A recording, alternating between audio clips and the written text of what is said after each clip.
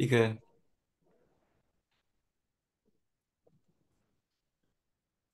Assalamualaikum warahmatullahi wabarakatuh. Kami dari kelompok 3 di sini akan mempresentasikan mengenai produk yang kita buat yaitu tempat tunggu yang multifungsi.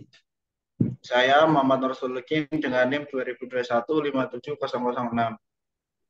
Saya Safira Durotunisa dengan NIM 2021570001.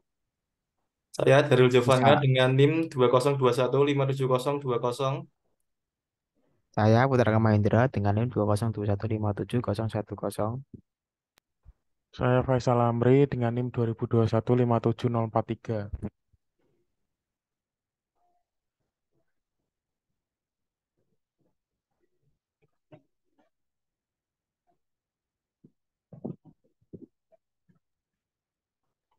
Proses dan Nah, sebelumnya di sini kami akan mempresentasikan tentang perencanaan dan pengembangan produk tempat bumbu multifungsi, di mana untuk proses dan organisasi perencanaan pengembangannya yaitu pada pembuatan produk ini, perusahaan ini mempunyai organisasi perencanaan pengembangan yang memiliki arti skema di mana perancangan dan pengembangan secara individual itu dihubungkan bersama-sama dalam satu kelompok. Adapun jenis organisasi yang dimiliki oleh perusahaan ini adalah organisasi proyek. Untuk pemasarannya yaitu Safira dan Faisal yang bertugas sebagai menjembatani interaksi antara perusahaan dan pelanggan. Kemudian untuk desain produknya itu di, didesain oleh Angga yang bertugas untuk mencakup desain engineering, meka, yang meliputi mekanik, elektronik, maupun softwarenya. Kemudian untuk manufakturnya yaitu Daryl dan Solikin yang bertugas merancang dan mengoperasikan sistem produksi yang mencakup pembelian distribusi maupun instalasi.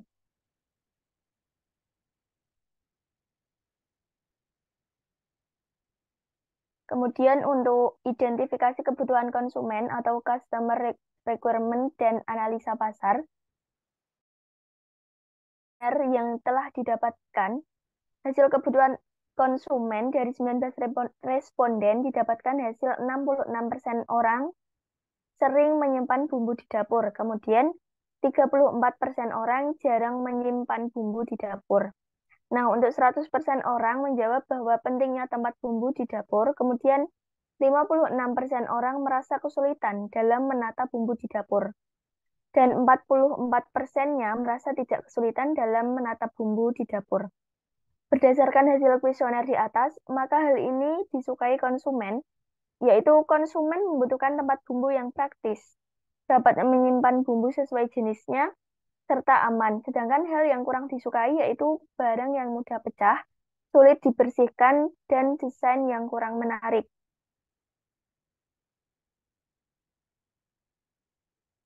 Untuk Quality Function Deployment atau QFD-nya yaitu buat atau kebutuhan konsumennya, yaitu tempat bumbu yang praktis. Kemudian perusahaan menciptakan tempat bumbu dengan desain yang minimalis.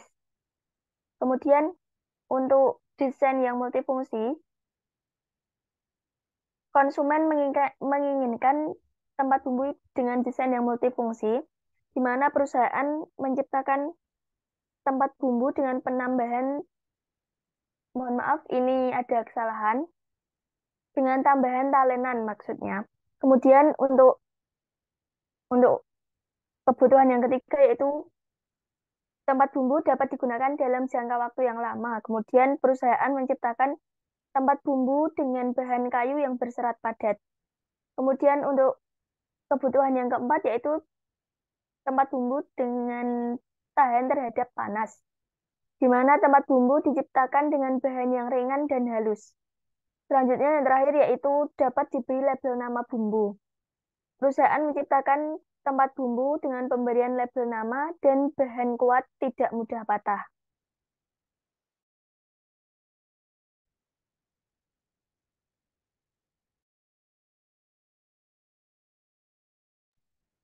Untuk selanjutnya yaitu proses pemilihan material dalam desain dan pengembangan produk, yaitu berdasarkan gambar di samping, maka dapat disimpulkan bahwa fungsi penyimpanan untuk bumbu digunakan bahan kayu pinus karena awet, kedap air, dan dapat diberi label nama.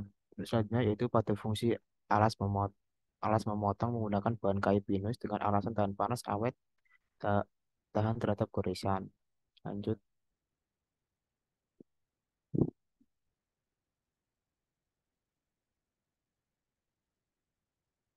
Nah, untuk proses pembuatan struktur produk, yaitu pada pembuatan proses produk. Perusahaan ini memiliki dua konsep, yaitu yang pertama tempat bumbu multifungsi dengan desain minimalis, yaitu berbentuk balok yang di tengah terdapat tempat untuk memotong bumbu bersekat dan terdapat pelabelan nama bumbu yang dapat diselesaikan, serta dibuat menggunakan bahan kayu ringan, halus, dan kuat.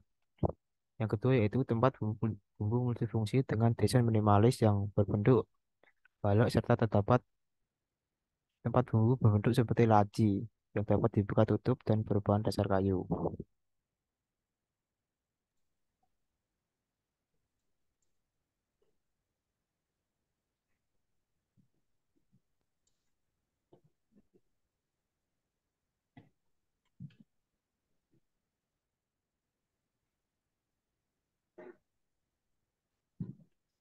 Proses proses pembuatan struktur produk.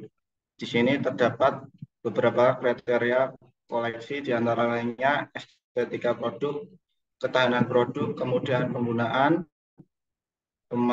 pemasaran, kualitas produk, daya saing, pangsa pasar, standarisasi produk, responsiveness, dan ke-10 uniqueness, di mana di sini terdapat jumlah untuk masing-masing. Pada konsep 1 terdapat jumlah plus yaitu 8, jumlah 0 adalah 4, jumlah minus sama dengan adalah 0. Untuk net skornya 8 dan ranknya 1.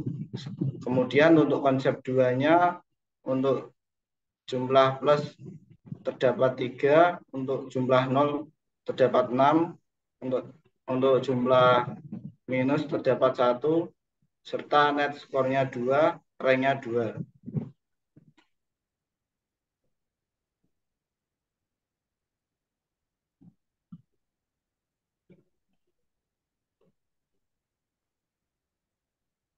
Perancangan struktur produk dan bill of material. Di sini terdapat beberapa atribut, di antaranya estetika produk, ketahanan produk, kemudian produk, pemasaran, kualitas produk, daya saing pangsa pasar, standarisasi produk, responsiveness, dan uniqueness, di mana terdapat evaluation score. Di sini untuk estetika produk ada 5, ketahanan produk ada 3, kemudian produk ada 3, pemasaran 4, kualitas produk 5, daya saing 3, pangsa pasar 4, standarisasi produk 3, respondensif 4, uniqueness 4. Dengan jumlah weight untuk estetika produk 8.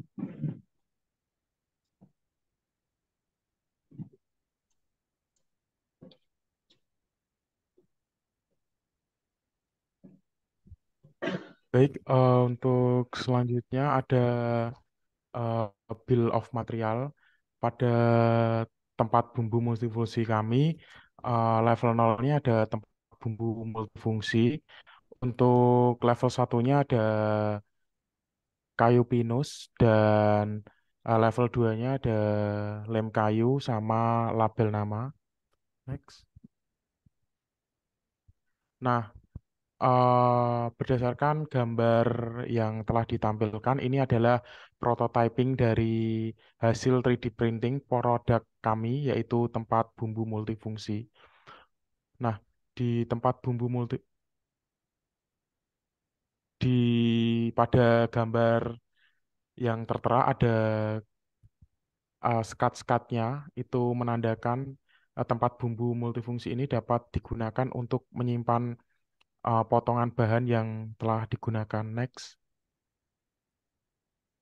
Ini ada video pembuatan prototipe dan akan dilanjutkan oleh teman saya.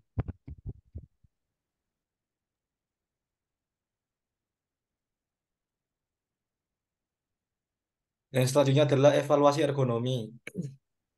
Ada evaluasi mengenai produk tempat bumulsi yang telah didapat dalam prototype 3D printing. Terdapat evaluasi dalam lebar tempat bumbunya yang terlalu sempit dan part talenan terlalu kecil karena dalam pembuatan prototipenya di scaling sebanyak 43%. Untuk produk delivery dan penggunaan produknya yang phase pertama yaitu customer requirement identification, ada biaya pengiriman, estimasi pengiriman, dan asumsi produk. Untuk phase 2-nya, identification of delivery service determinant, ada sistem pengiriman, keamanan produk, wilayah pengiriman, estimasi pengiriman. Untuk phase 3, identification of the relationship between requirement and determinant. Untuk phase 4-nya dapat dilihat dari customer requirement, biaya pengiriman, estimasi pengiriman, dan asumsi produk dengan nilai importance-nya masing-masing 986, untuk target value-nya masing-masing 532, sell point-nya masing-masing 452, dan loss back-nya masing-masing 180, 120, dan 24. Kemudian untuk customer requirement ada biaya pengiriman, estimasi pengiriman dalam si produk dengan poin pertama bernilai C, poin 2-nya ada A sama A, 3-nya untuk biaya pengirimannya C, dan asumsi produknya adalah C. Untuk yang keempat, biaya pengirimannya ada A, untuk estimasi pengirimannya ada B, yang kelima ada biaya pengiriman B, asumsi produknya ada B. Untuk end of life-nya, yaitu dalam konteks manufaktur dan siklus hidup produk adalah tahap akhir dari suatu produk. Perhatian khusus dalam akhir masa pakai tergantung pada produk yang bersangkutan dan bergantung pada produk yang bersangkutan dan menurut perspektif penggunaan dari produsen dan konsumen. Untuk life cycle assessment-nya, yaitu adalah metode yang digunakan untuk menilai dampak lingkungan yang terkait dengan semua tahapan siklus hidup sebuah produk. Adapun siklus hidup dari produk dapat multifungsi adalah yang pertama, pemilihan bahan baku kayu, pemanufakturan produk, penyimpanan, pemasaran, dan pembuangan limbah. Untuk 4 fase penilaian siklus hidupnya, yang pertama, definisi tujuan ruang lingkupnya untuk tempat bumbu yang ramah lingkungan dan dapat didaur ulang kembali. Kemudian ada analisis persediaan, yang pertama, kayu pinus, energi listrik, bahan bakar minyak, dan emisinya adalah karbon dioksida. Untuk penilaian dampak ada pemanasan global. Penafsiran untuk mengurangi pemanasannya dilakukan dengan mengurangi penggunaan listrik dan dalam pemanufakturan dan penyimpanan. Untuk pengiriman dapat menggunakan kendaraan electrical vehicle dalam proses pengiriman produknya.